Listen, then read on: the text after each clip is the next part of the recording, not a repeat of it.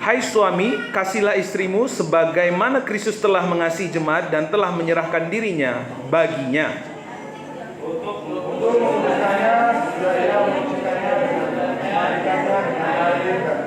Supaya dengan demikian ia menempatkan jemaat di hadapan dirinya dengan cemerlang, tanpa cacat atau kerut atau yang serupa itu, tetapi supaya jemaat kudus dan tidak bercela.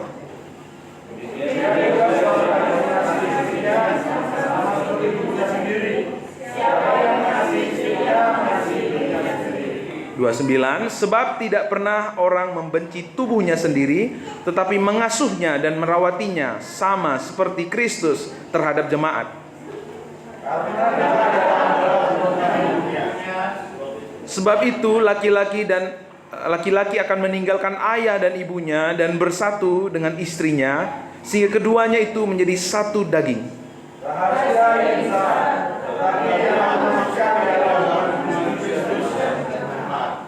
Sama-sama, bagaimanapun juga bagi kamu masing-masing berlaku, kasihlah istrimu seperti dirimu sendiri, dan istri hendaklah menghormati suaminya. Amin. Ada satu fenomena yang mungkin Bapak Ibu sudah tahu ya, bahwa di negara tetangga kita yaitu Jepang dan Korea, itu banyak yang anak-anak muda banyak memilih untuk tidak menikah. Mereka memilih untuk hanya berteman. Bahkan ya, negara Korea sendiri sama Jepang itu membayar warganya agar mau menikah. Makanya di sana desa-desa ya, kampung-kampung itu kosong. Mereka semua lari ke kota ya, karena penduduknya itu semakin berkurang. Kenapa berkurang? Karena banyak anak-anak muda nggak mau menikah. Mereka memilih untuk hanya berteman. Nah, di Indonesia sendiri terkenal dengan darurat kerapuhan keluarga. Kenapa? Karena banyak terjadi perceraian. Baru-baru ini seperti yang Bapak Ibu tahu, ada dua pasang artis yang memilih untuk bercerai. Pasti Bapak Ibu, ibu-ibu khususnya ya, udah tahu ya informasinya ya. Yang kita sedihkan, ya ini sebelah ini kan anak Tuhan ya, mereka bercerai. Dalam survei menunjukkan bahwa setiap tahun ada 400.000 pasangan cerai di Indonesia. Lalu dari tahun ke tahun gugatan cerai itu meningkat ya. Begitu signifikan peningkatannya. Terakhir di tahun 2002 itu ada 516.000 perceraian terjadi. Fakta yang sangat mengerikan di negara kita, khususnya di Jawa Barat, salah satu provinsi yang paling banyak terjadi perceraian. Berdasarkan laporan statistik Indonesia di tahun 2023, kasus perceraian itu mencapai 516. Ya, tadi sudah saya sebutkan. Angka ini meningkat 15 dibanding 2021, mencapai 447.000 kasus. Banyak terjadi kasus perceraian, menjadi angka yang tertinggi dalam 6 tahun terakhir ini. Kenapa sih banyak terjadi perceraian? Kalau ditanya orang mau menikah, kalian mau menikah nanti bercerai nggak? Pasti saya yakin nggak ada yang merencanakan bercerai. Tetapi kenapa begitu banyak terjadi perceraian? Karena ada pandangan yang salah tentang pernikahan. Banyak orang menjadi skeptis, sinis. Seorang komedian yang terkenal, Chris Rock, berkata, kamu bisa menikah, tapi nanti kamu akan bosan karena hanya sama satu orang saja seumur hidupmu. Atau tetap single, akan kesepian karena hanya sendiri. Nah, apa yang menjadi statement Chris Rock ini terjadi di berbagai belahan dunia. Khususnya tadi di Jepang, di negara-negara maju, Korea, aduh kalau menikah nanti bosan. Tapi kalau nanti nggak menikah kesepian. Mending kita teman tapi mesra.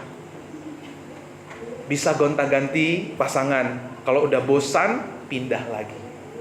Nah, kenapa ini bisa terjadi?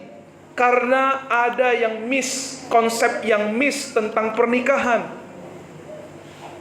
Karena sering sekali seseorang menikah dengan apa Bapak Ibu? Ekspektasi. Nanti kalau saya menikah, ada yang masakin. Nanti kalau saya menikah, saya nggak bakalan ditanya-tanya lagi kapan menikah, kapan menikah. Kalau udah menikah kan nggak ditanya lagi kan. Nanti kalau saya menikah, ada yang nafkahin. Nanti kalau saya menikah, ada yang cuci piring. Dulu saya juga menikah sama istri saya, juga ada ekspektasinya. Nanti kalau menikah sama istri, pakaian saya sudah rapi, rumah bersih, ya kan? Tinggal makan. Ternyata istri saya itu nggak suka masak. Dia itu suka jahit. Kalau dia udah jahit, berkreasi, udah capek, akhirnya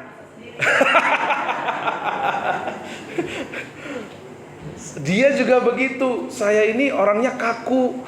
Dia dari keluarga yang harmonis, yang akrab sama kakak-kakaknya gitu ya, yang indah lah ya, nggak kaku gitu. Saya keluarga kaku gitu. Jadi kalau dibilang I love you gitu nggak biasa. Kalau dipeluk, cium pipi, cium kanan itu nggak biasa buat saya. Kalau dicium pipi, cium kanan itu kaku gitu Pak Pendeta. Kita berbeda. Makanya saya banyak kecewa dan juga banyak mengecewakan. Sebenarnya ini khusus anak-anak muda, kalau kita menikah dengan ekspektasi, sebenarnya kita bukan menikah dengan orangnya, tapi kita menikah dengan ekspektasi kita. Kalau kita menikah dengan ekspektasi, sudah pasti kita akan menjadi kecewa dan mengecewakan orang lain. Karena sering kali kita berpikir pernikahan itu untuk saya. Selfish. Selalu memikirkan apa keuntungan saya, apa kenyamanan saya, apa yang membuat saya nyaman. Ini pernikahan seperti ini adalah pernikahan konsep duniawi, penuh dengan ego. Maka tidak jarang pernikahan seperti ini akan tuntut menuntut. Pak, saya sudah nyetrikain bajumu ya. Ntar jangan lupa nasi goreng, ya kan? Ya, oke Ma, aku udah beliin nasi goreng, dua lagi aku belinya. Besok jangan lupa ya, sikat kamar mandi ya. Akhirnya kita menjadi pasangan yang suka bertransaksional, jual beli, hitung-hitungan. Kalau seperti ini bisa nggak keluarga kita menjadi keluarga yang damai? Halo Bapak Ibu, bisakah keluarga kita menjadi keluarga yang harmonis? Tapi saya bersyukur ya melihat jemaat GBC ya, banyak yang suami istri begitu indah ya, sama-sama mulai. Tepuk tangan dulu. Haleluya. Itulah ciri khas gereja baptis ya, melayani bersama suami istri dan anak-anak. Tapi juga kita bersyukur buat teman-teman kita, meskipun formasi nggak lengkap, tapi tetap setia memuji Tuhan, melayani Tuhan. Amin. Beri tepuk tangan juga ya. Kita sering sekali menikah dengan ekspektasi kita. Banyak orang menikah dengan ekspektasinya. Kalau saya menikah dengan dia, saya kaya, dia kaya. Kalau kita menikah jadi miliarder. Saya kan pendek Pak, dia tinggi. Kalau saya menikah dengan dia, anak saya Pak agak tinggi. Keturunan saya nanti agak tinggi. Saya kan hitam, dia putih. Kalau saya menikah, ya anak saya coklat lah, ya minimal coklat gitu ya. Semuanya penuh dengan ekspektasi. Ingin bahagia, aku mau menikah Kalau aku menikah sama dia, Pak, pasti aku bahagia. Kenapa? Dia kan orangnya lucu, Pak. Dia kan orangnya suka bercanda, Pak. Jadi bisa buat aku ketawa sepanjang hari di rumah. Tapi pertanyaannya Bapak Ibu, piro suwe 1 tahun udah habis kamusnya untuk bercanda, ya.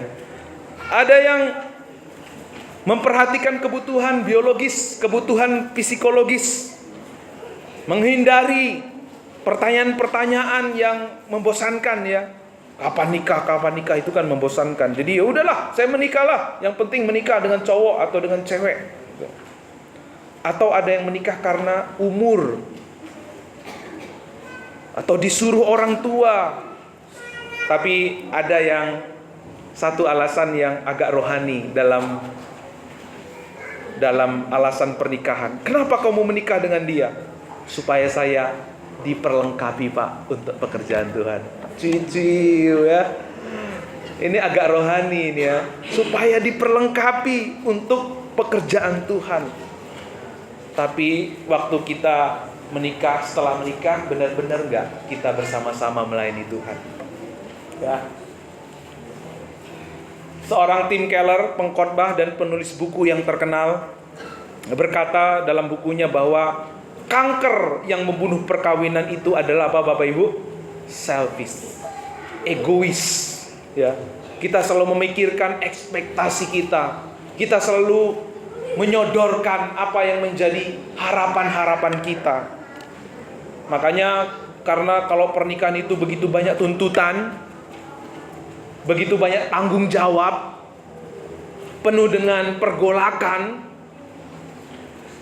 penuh dengan perdebatan, akhirnya saudara-saudara, beberapa orang saat ini memilih menikah dengan robot.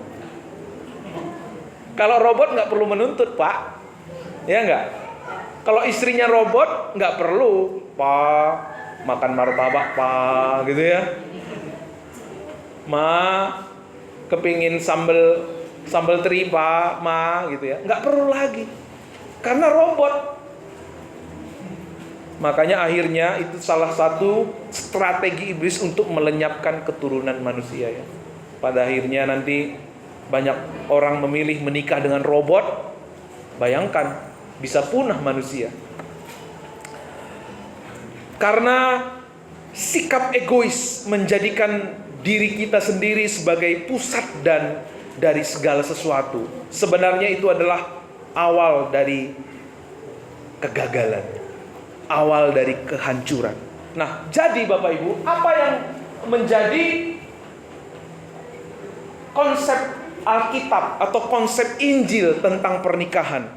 Kalau kita baca tadi di dalam Efesus, Bapak Ibu bisa baca nanti di rumah, ayat pasal pertama sampai pasal ketiga itu berbicara tentang doktrin status di dalam Kristus. Lalu 4 sampai 6 menunjukkan kehidupan orang yang mengalami Injil, orang yang sudah ditebus di dalam Kristus. Hubungannya satu dengan yang lain itu seperti apa? Lalu pasal yang kelima yang tadi kita baca itu berbicara tentang apa? Pernikahan adalah aplikasi dari doktrin. Jadi apa artinya? Tujuan keluarga diciptakan, tujuan keluarga Tuhan bangun, lembaga yang Tuhan bangun pertama adalah pernikahan. Apa tujuannya? Dengar Bapak Ibu, yuk kita sama-sama baca. Oh, nggak ada di sini ya. Saya baca.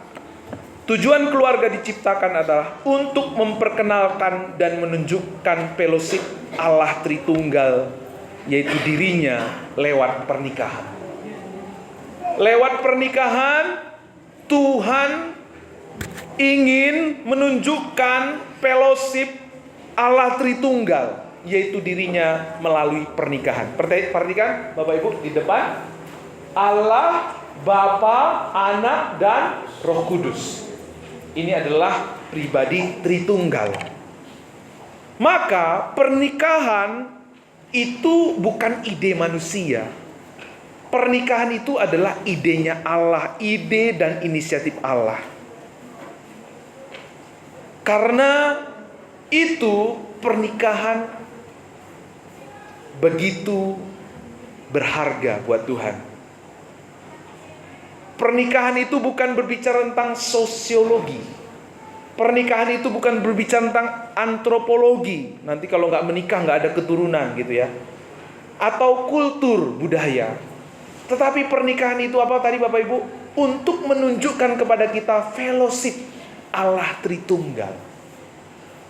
Makanya keluarga yang broken akan sulit untuk mengenal Tuhan.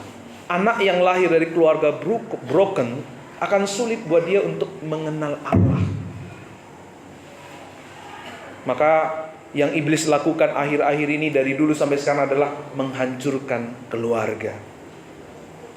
Tuhan Yesus menunjukkan kepada kita begitu Ia memperhatikan dan memprioritaskan keluarga. Awal pertama Tuhan Yesus melayani di mana? Di perkawinan di Kana. Pelayanan Tuhan Yesus pertama itu adalah perkawinan di Kana. Yesus menggambarkan hubungannya dengan jemaat melalui pernikahan. Kitab Wahyu diawali oleh pernikahan. Tuhan menjelaskan kepada kita hubungan Allah Tritunggal sama, ya, itu bisa terlihat lewat pernikahan. Makanya dikatakan di Efesus 5 ayat 32, sama-sama kita baca 1 2 3 ya. Rahasia ini besar, tetapi yang aku maksudkan ialah hubungan Kristus dengan jemaat. Tuhan mau menyatakan kepada kita rahasia besar, yaitu tentang hubungan Kristus dengan jemaat. Jadi kalau kita berbicara tentang keluarga, itu adalah rahasia besar. Katakan sama saya, rahasia besar. Amin. Kalau kita berbicara tentang Tuhan, tentang keluarga, Tuhan ingin menunjukkan kepada kita rahasianya yang besar, yaitu hubungan antara Allah dan jemaat. Pernikahan adalah gambaran terdekat yang bisa mendeskripsikan hubungan antara Allah dan umatnya. Sekali lagi saya baca. Pernikahan adalah gambaran terdekat yang bisa mendeskripsikan hubungan antara Allah dan umatnya. Bukan, Tuhan tidak menggambarkan hubungan kita dengan hubungan dia dengan umatnya dengan melalui pejabat dan bawahannya. Tuhan tidak menggambarkan hubungannya dengan umatnya melalui bos dan karyawan. Tuhan tidak menggambarkan hubungannya dengan umatnya seperti guru dan murid, tetapi seperti pernikahan.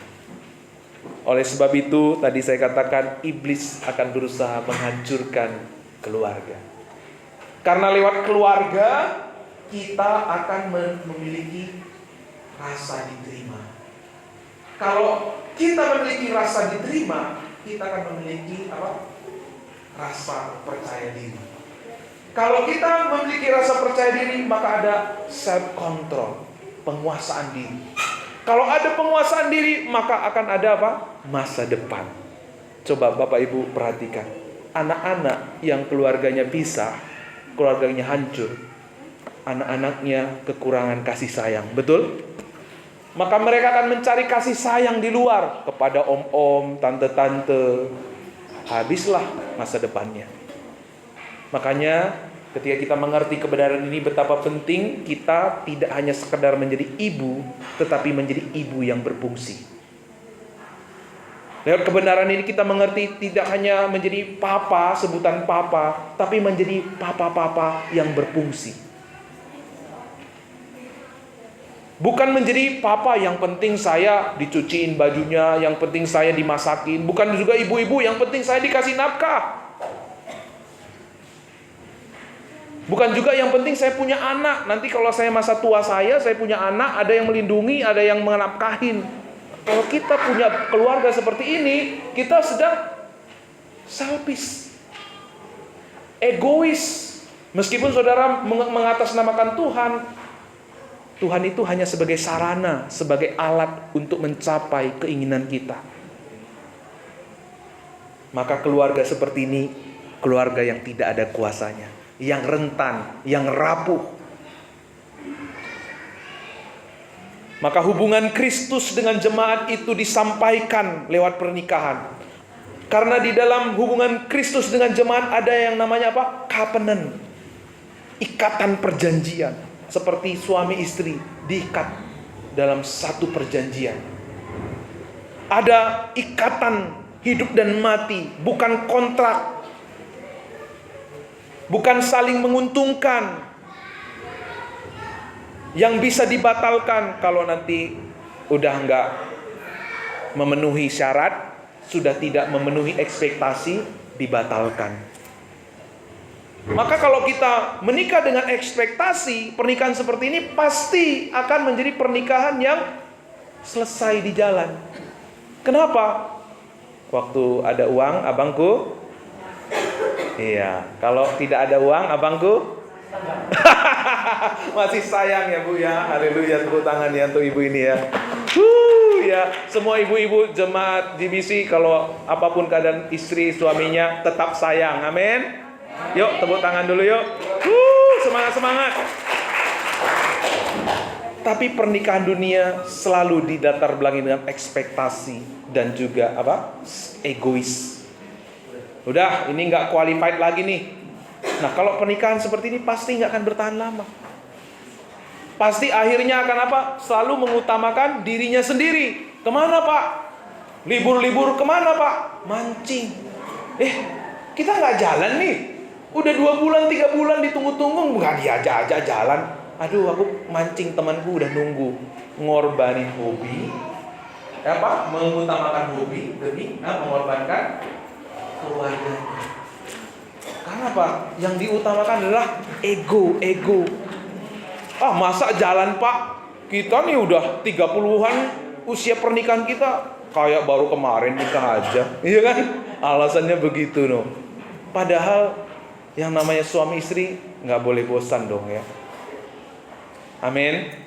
Karena nanti kita temukan rahasianya.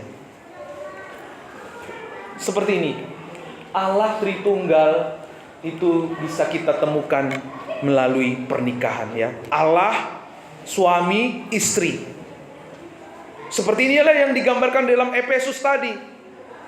Kalau suami istri semakin mendekat kepada Tuhan, akan semakin selaras hatinya. Akan semakin semakin nyambung. Maka kalau kita mau istri atau suami kita semakin nyambung sama kita, bukan dengan kita menuntut Papa harus begini, Papa harus begini, Mama harus begini, Mama harus begini. Kalau itu yang kita lakukan, maka akan terjadi tuntut-menuntut di dalam keluarga. Gak ada ujung pangkalnya.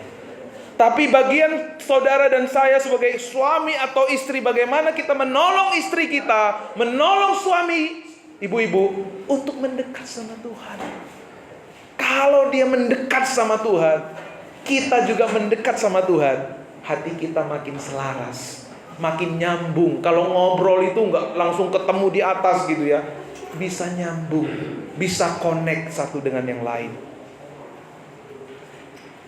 Makanya dikatakan tadi ikatan perjanjian seperti Allah dengan umatnya. Meskipun kita sebagai umat Tuhan sering gagal. Siapa di sini jemaat Tuhan yang nggak pernah gagal ketika mengikut Tuhan, ketika melayani Tuhan? Kita sering sekali gagal. Kalau kita mau jujur, sering kali kita menduakan Tuhan. Sering kali hati kita banyak berhala di hati kita.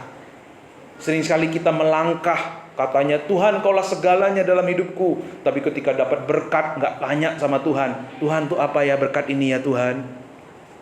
Tuhan kaulah jawaban, kaulah segalanya dalam hidupku. Tapi waktu ada masalah kita lupa melibatkan Tuhan. Waktu udah mentok baru di situ Tuhan. Dari tadi nggak manggil Tuhan, udah mentok baru manggil Tuhan. Kalau kita mau jujur, kita sering sekali gagal di hadapan Tuhan. Tapi meskipun saudara dan saya gagal, apakah Tuhan berhenti mengasihi saudara, mengasihi saya? Itulah perjanjian Tuhan. Perjanjiannya itu tidak bisa ditawar dan digagalkan oleh karena kelalaian kita, oleh karena kegagalan kita. Dia adalah Allah yang faithfulness, Allah yang setia. Meskipun kita tidak setia, Dia tetap setia. Tapi anak muda, jangan pula kata Pak Pendeta kemarin, Tuhan kita itu setia Pak. Jadi kalaupun kita berbuat dosa, ya kan Tuhan itu setia. Nah itu artinya saudara tidak benar-benar mengalami kasih setia Tuhan. Orang yang mengalami kasih setia Tuhan, hidupnya akan semakin hari semakin baik. Lebih baik dari hari ini, dan esok lebih baik. Hari ini lebih baik dari kemarin, esok lebih baik dari hari ini. Kita mengalami progres dalam kehidupan kita. Ketika kita bicara tentang pernikahan, itu bukan selfish. Seharusnya kalau kita mengenal pernikahan seperti ini, pernikahan itu adalah selflessness.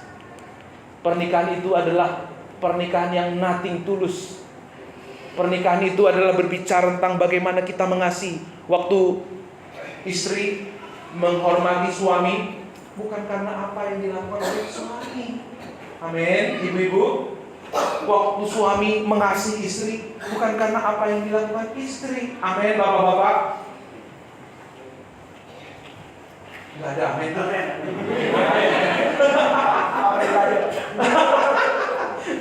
Ketika istri menghormati suami, bukan karena apa yang diperbuat oleh suami.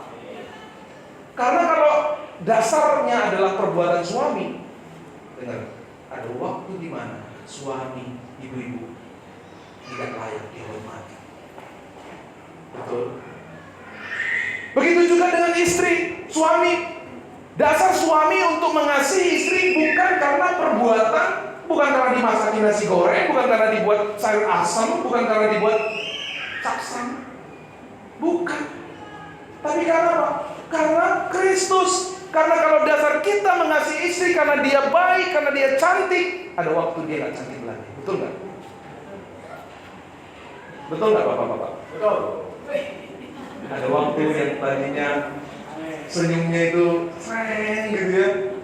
Waktu dia senyum tidak lagi cereng, Zong. Ada waktu seperti itu. Makanya keluarga yang seperti ini gak akan kuat. Tapi ingat, hari ini saudara, istri menghormati suami bukan karena dia apa yang dia perbuat, tapi apa yang Kristus perbuat buat kita. Amin. Yang Kristus perbuat buat kita sempurna, luar biasa. Yang Kristus perbuat buat kita begitu besar, agung dan mulia. Itulah dasar kita untuk menghormati suami. Apa yang diperbuat Kristus sempurna. Tidak ada yang punya alasan di sini untuk tidak melakukan apapun atas dasar yang Kristus lakukan.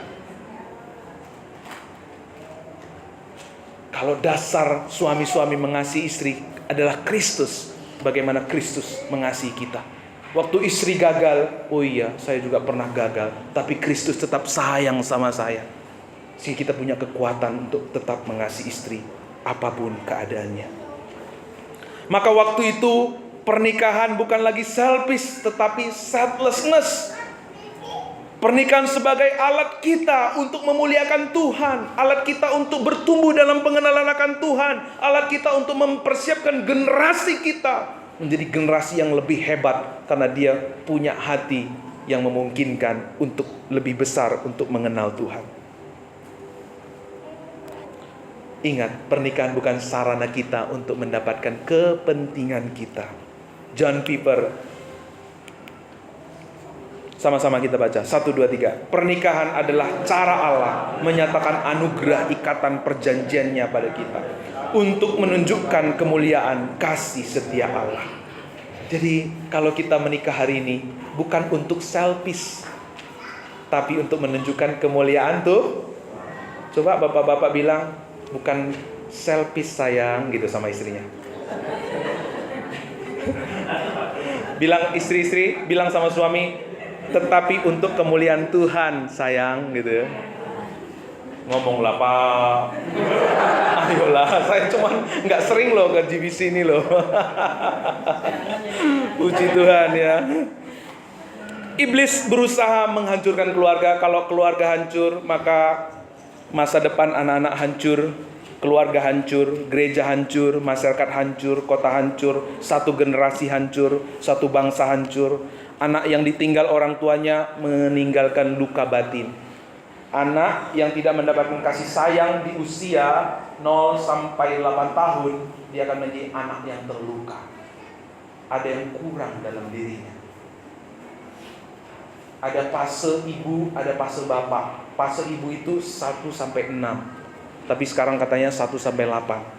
Ada fase bapak dari 6 sampai 12. Kalau anak-anak kita tidak mendapatkan kasih sayang cukup, maka ada luka dalam diri mereka.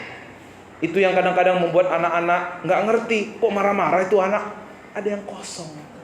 Gak ngerti kok susah banget diaturin anak. Karena ada yang kosong. Kenapa kosong? Bapak mamanya gak berfungsi. Bahasa Jakarta, bapak-bapak gablak katanya. Cuman bisa melahirkan ya Pak. Cuma bisa buat anak tapi gak bertanggung jawab untuk mendidik mereka, memberikan kasih sayang kepada mereka. Saya dulu dilahirkan oleh ibu tanpa bapak. Maka waktu saya untuk mengenal Tuhan itu penuh perjuangan, Bu. Untuk saya punya percaya diri itu penuh dengan perjuangan. Tapi kalau anak-anak yang cukup kasih sayangnya, dia gak akan gampang terluka, dia gak akan gampang sakit hati. Anak-anak yang sering diejek, hitam, gendut, atau kurus gitu ya. Tapi waktu dia punya kasih sayang yang cukup dari orang tuanya, dia bilang gini, biarin aku gendut, biarin aku hitam, biarin aku kurus, yang penting mama papa aku sayang sama aku. Amin. Mari kita menjadi keluarga yang melahirkan anak-anak yang memiliki rasa diterima, dikasihi. Mereka akan menjadi calon orang-orang yang hebat, orang-orang yang akan dipakai Tuhan lebih daripada kita. Di dalam ayat yang kita baca ini ada kata tunduk, menghormati, dan mengasihi. Semua kata ini adalah kata selfless, bukan selfish, bukan kepentingan saya, tapi membawa kita menjadi orang yang nothing tulus. Di ayat pasal 5 ayat 22 sampai 24, tunduklah kepada suamimu seperti Kristus. Ya, karena suami adalah kepala istri sama seperti Kristus adalah kepala jemaat, dialah yang menyelamatkan tubuh. Karena itu sebagaimana jemaat tunduk kepada Kristus, demikian juga istri kepada suami dalam segala sesuatu. Tuhan mau kita menjadi suami, istri yang melakukan sesuatu kepada pasangan kita seperti Kristus melakukannya. Seperti Kristus sebagai kepala, dia menyelamatkan tubuh. Sebagai jemaat tunduk kepada Kristus. Ya. Tadi dikatakan Bapak Ibu oleh Tim Keller, selfish itu adalah kanker yang membunuh perkawinan. Bagaimana kita tunduk? Mungkin ibu-ibu berkata, gimana Pak, saya tunduk sama sama suami saya. Bagaimana saya bisa menghormati suami saya? Bagaimana saya bisa mengasihi istri saya? Bagaimana saya bisa berkorban buat istri saya kalau perbuatannya seperti itu? Kalau kita melihat perbuatannya, kita nggak akan pernah konsisten, nggak akan pernah bisa mampu.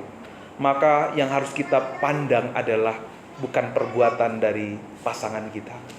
Yang kita lakukan adalah memandang perbuatan Tuhan kita Yesus Kristus.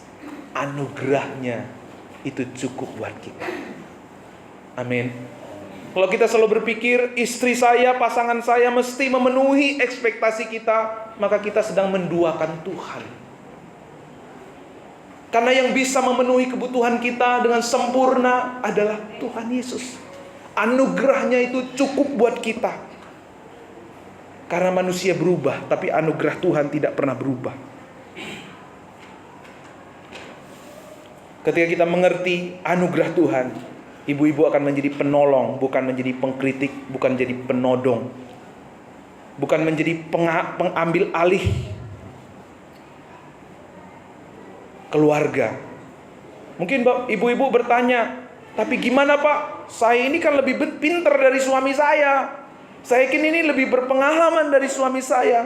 Kalau ibu-ibu lebih pintar dari suami, kenapa ibu-ibu menikah dengan suami ibu-ibu? Tolong suaminya agar bisa menjadi pemimpin. Demikian juga firman Tuhan berkata, "Hai suami, kasihilah istrimu sebagaimana Kristus telah mengasihi jemaat dan telah menyerahkan dirinya baginya."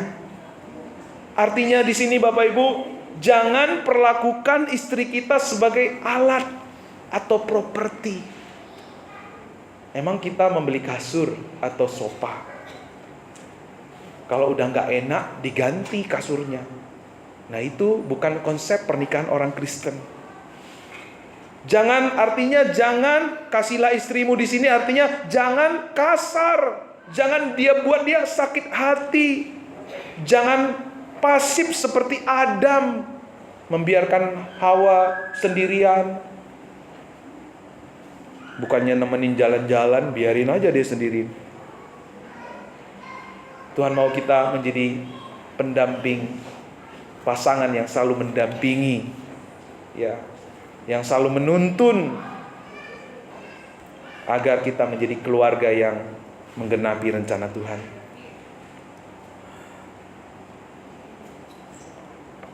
C.S. Lewis berkata, kekristenan itu bukan hanya susah, tapi mustahil, karena hanya Allah yang mampu melakukannya.